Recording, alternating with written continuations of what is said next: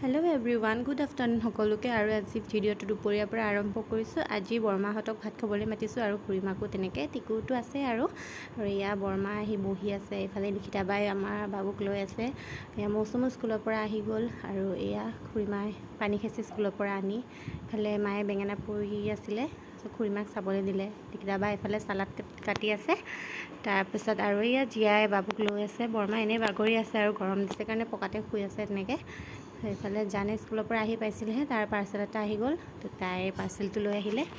ইফালে খানা আজি এয়া হৈছে মাছৰ টেঙা আৰু এয়া হৈছে চিলি চিকেন। দেখিবলৈতো বহুত বেছি ধুনীয়া হৈছে, নহয়নে বাৰু?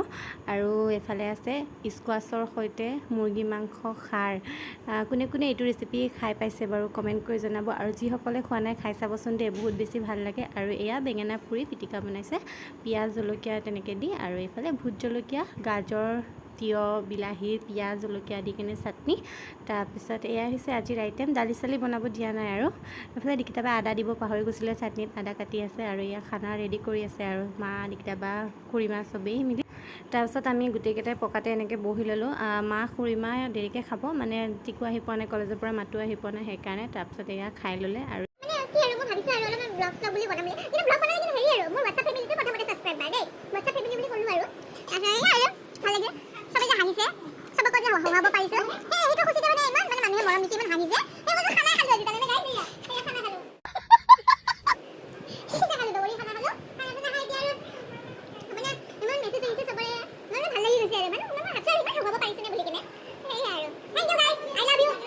খানাটো খাই কেনেকুৱা পালা? খানাটো খাই বম টেষ্টি লাগিল। চিলি চিকেন খালোঁ, টেঙা খালোঁ, মাছৰ টেঙা।